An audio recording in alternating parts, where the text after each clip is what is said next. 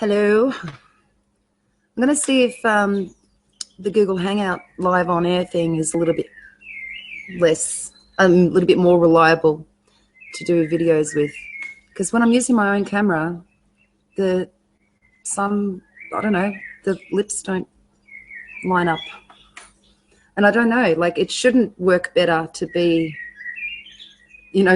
streaming live over the internet. It shouldn't. It should be actually much better to use my own camera, but I am going to test it out. Let's see which one's better. Although most of the time I'm recording from my phone, and with my engine noise of my really old van, I have love back in my heart.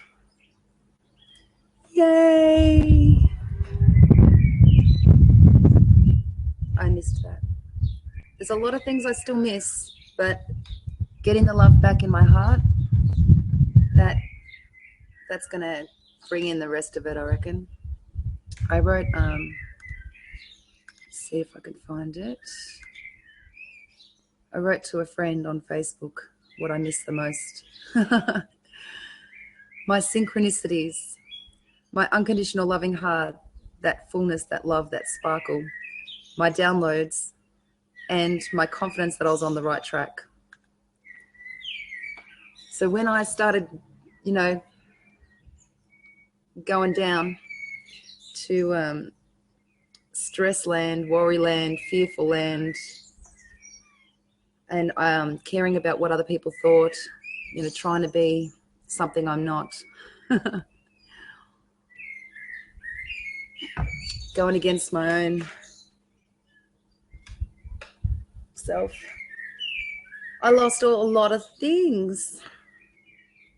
So I'm really, and I also became really, really full of self-doubt. Like even when I made that video, was it yesterday, about my truth of the universe, even then I was making it to try and tap back into that, because that is my main core belief that I fall back on whichever rabbit hole I end up going down. As you know, I try on, and I hear about a theory, I try it on, I test it out, I live it, and I try and take on what benefits my life and discard what doesn't. Sometimes when you go down a rabbit hole,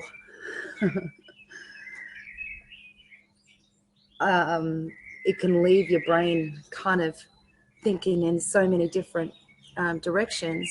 And that's how I've been, even yesterday, even this morning. I was like, I don't know what to believe. Like I had no confidence in my truth. I didn't know what to believe anymore. And when I got that shift, and I got the love back in my heart, it's just like everything's feeling, that's just the most important thing, I think, for me anyway, is that I need to, and it's funny that it happened a few moments really after, hours. Last night I wrote some notes. Yeah, I wrote this to a friend. Human love is the reason that humanity wishes to stay earthbound. It's the most difficult test one must face.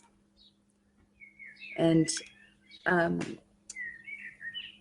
damn it, the nephews, the 4-year-olds, I just arrived home, so it's going to get really loud here. They're probably going to be running everywhere. I will still keep trying to record, and I'll just try and pause out. This is the other thing about Google Hangouts. Then I'm going to have to download the video and edit out their screaming and yelling and squealing. So I wrote that thinking, okay, well, this is, let me see if I can close the door.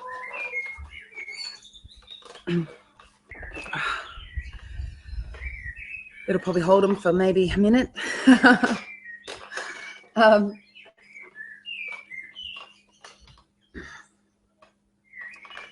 What was I saying about the love thing? Yeah, so I was thinking that this was the last sort of I don't know. I went down a little, like I actually got into right into conspiracy theories yesterday as well, which also was probably the bad timing. But I was so excited that people were finally talking in my secret group about things that they just want to talk about that they can't talk about anywhere else. I get excited about that, so I started watching their videos and listening to the audios and stuff that they were posting. So getting right into the conspiracy stuff, and that like did a little bit of a number on my head as well. So I was already in self-doubt mode, on the bridge between insanity and normality, mostly in normality, trying to get back to insanity, is how I was picturing it, because I was missing those things from my life. And yeah, so then I posted that to a friend as well. He's saying that, you know, basically resonating with it as well. And then I don't know what happened today where I just made that shift again. I must have got an insight of some kind, and this the hollowness in my, you know, I felt like I felt so hollow that I could put my arm through, you know, that I was so hollow, so out of love. And normally I feel full of love for everything. I wouldn't say normally, I mean, I do this, but when I feel that and I lose it, I want back to that straight away. A human addiction to be.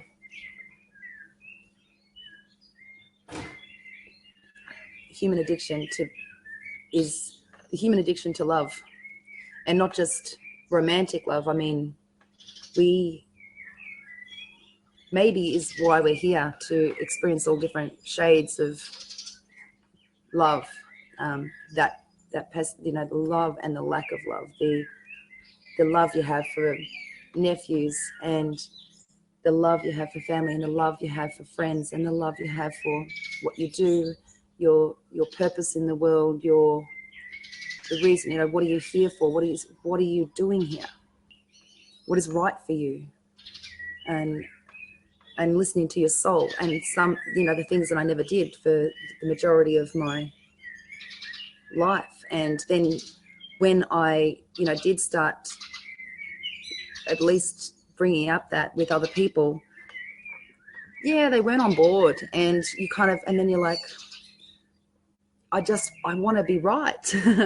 My ego wants to be right. My identity, my new identity, this one who has taken on these, you know, new way of looking at life. Now that one is holding on. That new ego, that new identity that I've created for myself within, now wants to, you know, basically say, hey, this is this, you know, don't take that away from me, because it's important to me. I want to hold on. It's not the kids, it's the birds.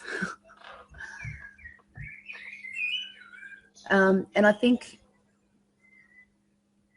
the last couple of weeks as well, if I really want to get crazy, I was shedding that ego. I was allowing myself to be crazy in a way, like saying, you know, rather than saying I'm right, I'm on the right track, which is actually when you feel the best. I don't know how to describe this, but I really was feeling like I want to even kill that ego, that like, and really live to my core truths, like getting rid of the garbage, like seeing what garbage is there and getting rid of the garbage. And I could just see, I mean, for me, there's like so many different things going through my mind about the last couple of weeks as to how it's helping me, you know, in my soul's journey. And most of the time it didn't feel like it was. It just felt like just full of self-doubt. And getting that, just that love back in my heart has made me realize that, like, I mean, I just want to keep it there. Like, don't go anywhere. I want this love to stay here. I still want to be able to give it away, and I think that's there to give it away, to, you know, share with the world and share with everything. Oh, but I missed that feeling. That feeling was right here, and I don't know what I've done to get it back. And I thought the whole purpose of this transition, this bridge, was to figure out how to get back so that I can share with others how to get back. But I think I've shared with you what happened, and I don't know what happened today to get that. Like, no one was especially part of this process. It was actually, I know I was browsing the internet. What was I looking at? I clicked on a link from a friend. Actually, it was about You're Not Alone. But then I don't think I felt a shift in that one. Oh, I felt a shift in a link from that one. Let me see if I can find it. I reckon this might have been the article, and that might help someone. Let's see. Words are, you know what? Words are really powerful. Don't underestimate the things that you bring into your life. I say be our own, you know, follow our soul's journey and everything. But when you're stuck, look for solutions, because you never know what might show up for you that is exactly what you need to hear at some time. And words are, how do I see words? Like, you've got thoughts manifested. Words are thoughts manifested. So when you write something down, it's an idea, a thought, a temporary thought that has been made into something permanent. Words are really powerful, and you really got to be so aware of everything that you're bringing into your being. Let me find it. Something like storm. Dark night of the soul. Here we go. How do I share my screen now? So it's just in5d.com / the dark night of the soul with hyphens in between. I don't know if it's showing you the whole screen. So I read that.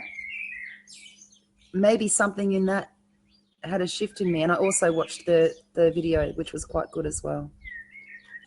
There's definitely something about love in here. Because I'm looking, I mean, I was, you know me, trying to look deeper. I'm trying to find tools and things that help people. And honestly, I feel this love in my heart now. And it might have been words on this page. It doesn't even seem right. I don't remember reading any of this. It's weird. And that doesn't even look like the same video. No, it's not. This is a different article. Maybe it was one of these. Yep, it's this one. Sorry. Getting Through the Dark Night of the Soul with hyphens. Same website. And so I'm on the right page now. I really resonated with this whole article, but I'm just trying to find something that made me unstuck if I can recognize it. I don't know. This article is pretty good. It's got a lot of good words on it. I didn't feel any shift when I was actually reading it, but I'm honestly thinking that I'm even seeing how at the start of this video I've, you know, repeated words that came from this article. So it definitely went into my subconscious, even if I wasn't aware of it. And the funny thing is, all right, so that, like it's saying here, the key to getting out of, I know that when I felt hollow in my heart, Loving is what I really wanted to do, but loving is the last thing I knew how to do. I didn't know how that I could tap into love.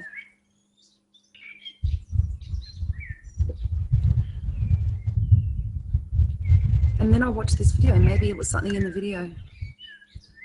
Yeah, I don't know. Don't know. I did feel a shift after that, because it was very shortly after I read that second article that I sent a message saying, I've got love back in my heart. Thank you. I've got love back in my heart. Let it stay there. And what else? So I could feel love back in my heart. Most important thing. And the other thing I've been doing is cleaning up. In 2 days' time, my sister's partner, Michael, will be back from China for Christmas. And I have left a bit of a mess out here in the backyard, so I've started cleaning up the mess. And among it is all my little notes that I write. So I've got this habit of writing on any scrap paper, any notepad. I fill up notepads and all that kind of stuff, but when I'm not filling up notepads, any scrap paper will do for my notes. Whenever I get a new insight or something to think about or something to focus my attention on, anything. And so what I've been doing is, sort of cleaning up this area slowly and typing up all my notes so that I can chuck them out. So I've got a big bag of stuff that I've already typed up, and that's all I've got to go. Type that up. I'm not going to worry about my big notepads. They can stay untyped for a while. And then I'm making this tiny little one-page thing that I'm going to put up in the van that has the things that hit home today. And all my notes, like there was lots and lots of insights in there that I absolutely loved, and I'm really glad that I've read them. But this was already after I got my love back in my heart. But I've written these notes to put up in the van so that I look at it occasionally and remind myself of these things. Teach what you know, say how you feel, take risks. These things are for me to realize that the opposite of that is my negative place, and this place is my positive place, my best self. Best version of me is also what I put on there. Permission slip, give yourself permission. Everything that I don't do is really because I'm in resistance to thinking that it's okay for me to do it. I don't give myself permission to be myself. I don't give myself permission to say how I feel. I don't give myself permission to take risks. All these things are something that's constant. It's not something that you go, okay, I'm a risk taker now, and you do it. No, you're constantly faced with things in your daily life where you either, taking the risks for not taking the risks for something that's going to worsen your life, as in taking risks that you feel in your heart that you need to jump at. So that's for me anyway. That's how I see it. Faith. I'm going to enjoy the party before it begins. This is a quote from Matt Kahn, and that I really liked back when I watched it the first time. It's the same perspective as what I said with the coffee guy the other day when he said, you get a phone call and all your problems are over from that phone call. If it's financial, your phone call is you've won a few $1 million or something like that. And you're ecstatic even though your situation hasn't changed. You've actually changed your vibration. You've changed the energy, and everything, all your problems fall away. So that's the same, just said in a different way. I'm going to enjoy the party before it begins. So it's not waiting for something else to happen to make yourself feel good. It's feeling good now and then, living life that way. Also, flip negative thoughts 180 degrees and be relieved that you have. I read on a YouTube comment today, actually I think it was on the video from that article, or at least a video from one of her videos, because after I watched that video, I checked her out and I was watching all her other videos. So on one of the comments on one of her videos, a guy had a story there of also money related, but he was saying, you know, if you get a bill in the mail that you can't afford to pay,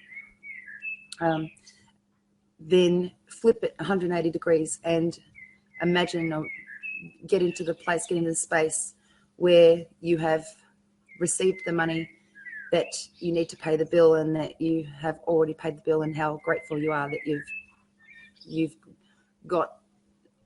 you've received and given, kind of thing. So it's basically that's a reminder for me that when I do have negative thoughts, what is the opposite vibration to that, which is my, you know, to get back higher again. Do what is right for you. Listen to your soul.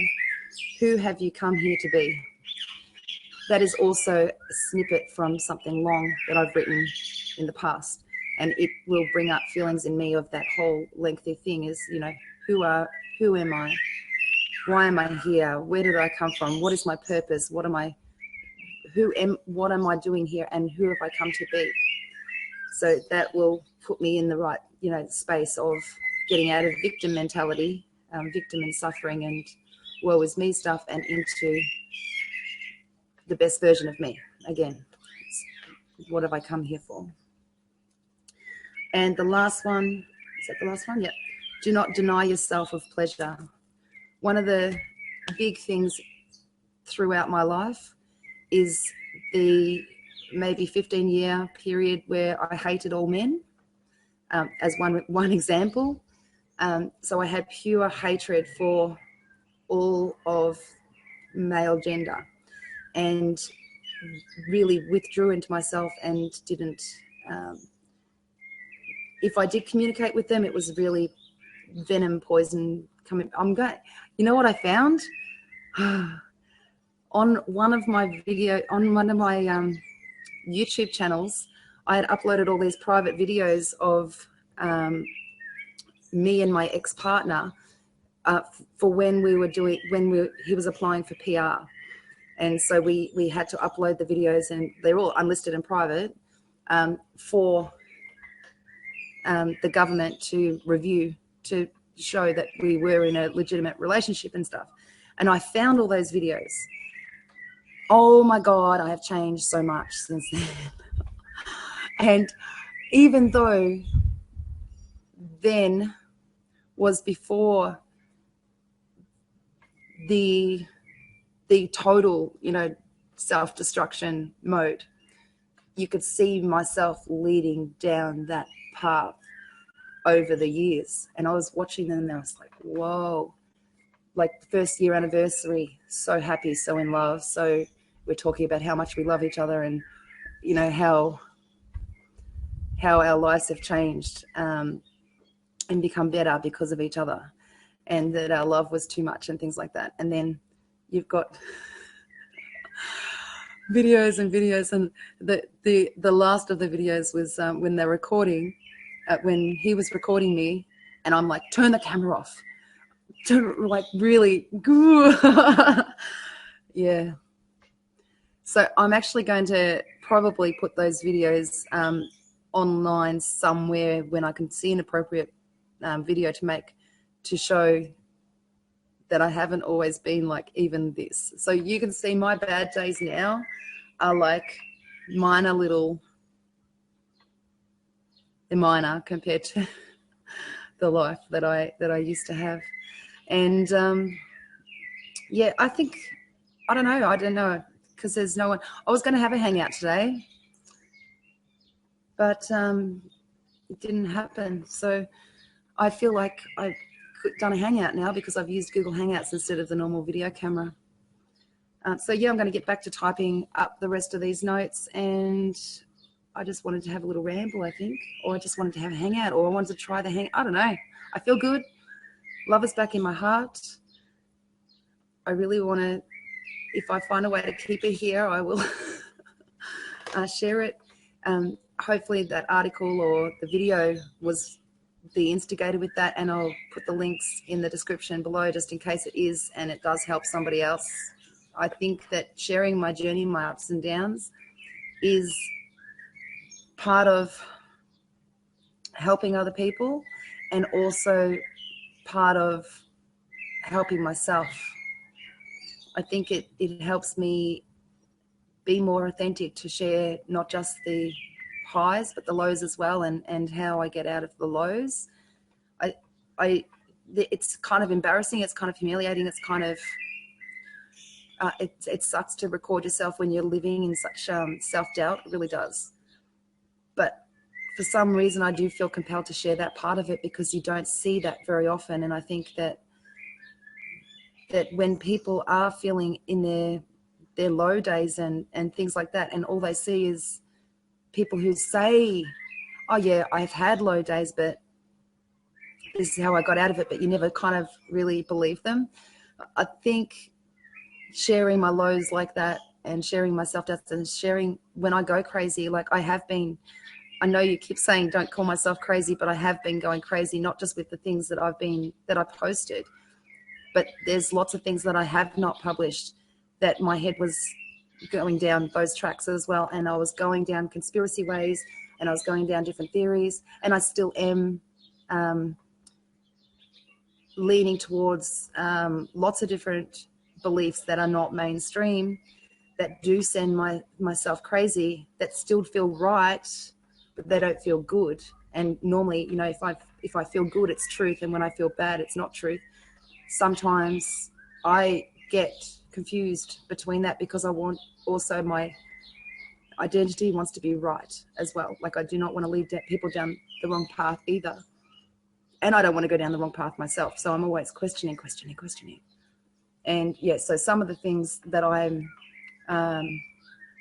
taking on as beliefs at the moment do not feel that good, but still feel like I can't drop it yet, like that there's some kind of truth to it, that I need to explore it further, that it is a missing piece of the puzzle that will make me really more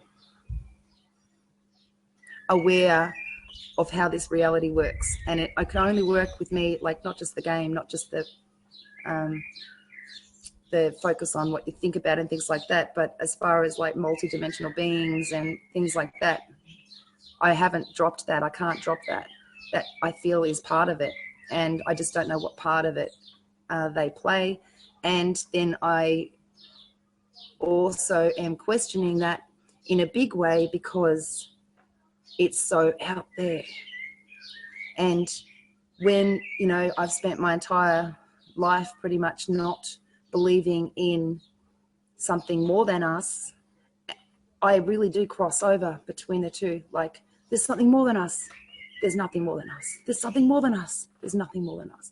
And I cross over between the two, and which really makes it hard for me to talk to other people who are even on the same wavelength as me, because, I mean, I don't know if they go through these self-doubt moments as well, but because I have that flicking back to old beliefs and then wanting to believe, but then I'm thinking, I'm not really on board. And then I'm on board. I'm like, I get it. I'm there, and I'm right in the zone, and I can communicate with them. And then I question again, and I go, oh, well, there's nothing more than us. There's nothing more than us. There's nothing more than us. And then I can't even connect to the people who I am. Yeah. So this is where I'm at now. Don't know what to do about it. Yes, I did promise that I was going to stop this broadcast. Bye.